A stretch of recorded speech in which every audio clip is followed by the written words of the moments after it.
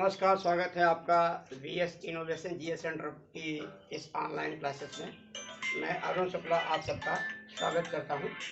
अब यहां ध्यान दीजिएगा, अकर्मक और सकर्मक क्रिया। आज हम आपको एक संक्षिप्त रूप में बताएंगे कि अकर्मक और सकर्मक को कैसे पहचानते हो। ध्यान रखिए, इसे पहला लिखा अकर्मक, तो क्या हुआ? आ माने नहीं, अब कर्म माने कर्म, जिसके साथ कर्म ना हो वो अकर्मक है। यहाँ लिखा सा माने होता सहित, और कर्म माने कर्म, जिसके साथ कर्म हो वो सकर्मक होता है। कर्म होता क्या है, संक्षिप्त जरा समझ लीजिएगा। देखिए, किसी भी वाक्य के निर्माण में तीन की महती भूमिका होती है: कर्ता, कर्म और क्रिया। ये तीन मिलकर किसी वाक्य में महत्वपूर्ण भूमिका निभाते हैं। कर्ता क्या होता है? कर्ता वाक्य का मुखिया होता है, यानी क्रिया को संपन्न करने वाला, क्रिया को संपन्न करने वाला। कर्म क्या होता है? कर्म क्रिया को विस्तार भी देता है और क्रिया से प्रभावित होने वाला। और क्रिया क्या है? क्रिया एक कार्य है, कार्य का बोध कराती है और ये वाक्य को पूरा करती है। वाक्य को पूर्ण कौन करता है? क्रिया। तो कर्ता कर्म क्रिया की विशेष भूमिका होती है। हालांकि और सारे कारक चिन्ह होते हैं, लेकिन विशेष भूमिका इसी की होती है, कर्ता कर्म क्रिया। तो अगर जिस क्रिया के साथ कर्म है तो सकर्मक, और जिसके साथ कर्म नहीं है उसे हम अकर्मक क्रिया कह देंगे। कर्ता और क्रिया केवल है तो क्या हो जाएगा? देखिए, क्रिया का प्रभाव अगर कर्ता पर पड़े तो अकर्मक, और क्रिया का प्रभाव अगर कर्म पर पड़े तो सकर्मक। हम आपको बताएं कि कुछ शब्द ऐसे होते हैं, उनका अगर कहीं यूज कर दिया जाए तो वो सकर्मक होते हैं या वो अकर्मक होते हैं। ऐसे शब्दों का एक स्वरूप ही आपके पास होता है। अब आप इसको समझिएगा। आम तौर से हम किताबों में पढ़ लेते हैं, रट लेते हैं, लोग हमको बता देते हैं और हम अकर्मक सकर्मक वहीं पर समझ जाते हैं। अब जैसे शब्द आया, पेड़ से पत्ता गिरता है, ये शब्द लिख करके हजारों किताबें बिक गई, खूब पैसा कमा लिया लोगों ने। एनसीईआरटी का महत्वपूर्ण प्रश्न है, सब वाक्य संस्कृत में भी आता है, वृक्षाणि पत्राणि पतन्ति।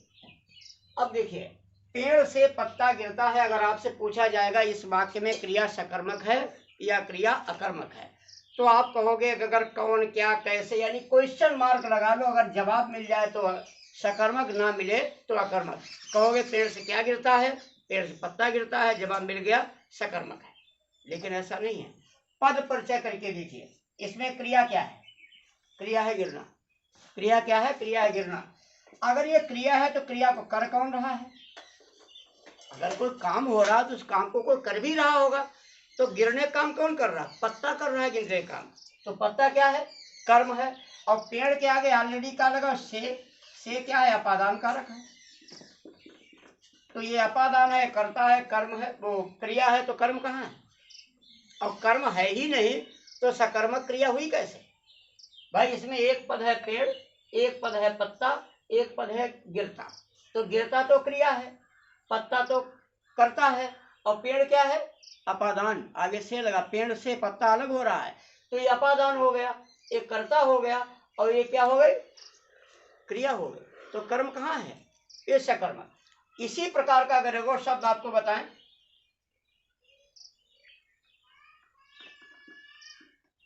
बिल्ली छत पर बैठी है। अब अगर आप कहेंगे बिल्ली का, देखो बैठना एक क्रिया है, आपसे कहा है बिल्ली कहाँ बैठी है, तो कहोगे बिल्ली छत पर बैठी है, जवाब मिल गया ना आपको। आप कहोगे सकर्मक है। लेकिन पद परिचय करके देखिए, तो क्रिया क्या है? बैठना। और बैठने काम कौन कर रहा है? बिल्ली। भाई, अगर ये क्रिया है तो क्रिया को कर कौन रहा है? तो बिल्ली कर रही है। तो बिल्ली क्या हो गई? कर्ता। ये क्रिया है और ये कौन हो गया? कर्ता। छत के आगे वैसे पर लगा है, और पर क्या होता है? अधिकरण कारक होता है। कहाँ है कर्म? यानी ये क्रिया, ये कर्ता है, ये अधिकरण है, और ये क्रिया है। कर्म तो है ही नहीं। अगर कर्म होता तब तो सकर्मक क्रिया होती। एक और दिखाते हैं, जैसे लिखा, बूंद बूंद से घड़ा भरता है। अब क्रिया देखो क्या? भरना। क्रिया क्या है? भरना। अब भरना, एक भर कौन रहा है? काहे से भरा जा रहा? बूंद बूंद। तो बूंद बूंद के आगे साधन लगा से, यानी ये करण कारक है, ये साधन है। जैसे राम ने रावण को बाण से मारा, तो बाण क्या है? साधन है। और साधन क्या होता है? कर्ण कारक। तो बूंद बूंद कर्ण कारक है। और भरने का काम कौन कर रहा है? घड़ा, वो करता है। कहाँ है? कर्म है। तो ये भी एक आकर्मक क्रिया है। तो पेड़ से पत्ता गिरता है, बिल्ली छत पर बैठी है, बूंद बूंद से घड़ा भरता है, बालक सड़क पर दौड़ते हैं, पिताजी पलंग पर बैठे हैं, सबके सब आकर्मक क्रिया के उदाहरण है। और वैसे भी ध्यान रखिएगा, ये जो उड़ना, गिरना, हंसना, रोना, जगना, सोना, ये सभी, उड़ना, ये सब अकर्मक क्रिया के उदाहरण हैं। चाहे इनका वाक्य में प्रयोग किया जाए और चाहे वाक्य में ना प्रयोग किया जाए। इसी प्रकार से अगर आ जाए पढ़ना, लिखना, समझना, देखना, सीखना, सोचना, ये सब चाहे अलग अलग सेंटेंस लिख दिया जाए, कुछ भी ना लिखा जाए, पढ़ना किस प्रकार की, तो भी कुछ तो पढ़ रहे हो। पीना, ये सब सकर्मक क्रिया के उदाहरण है। ये सकर्मक के उदाहरण है और ये सब अकर्मक के उदाहरण है। गिरता अकर्मक क्रिया का उदाहरण, बैठना अकर्मक क्रिया का उदाहरण है, भरना अकर्मक क्रिया का उदाहरण है। तो ऑलरेडी चाहे इनका वाक्य में प्रयोग हो चाहे वाक्य में ना प्रयोग हो, फिर भी अकर्मक ही रहते हैं। अब अगर हम सकर्मक की बात करें, जैसे आएगा रोहन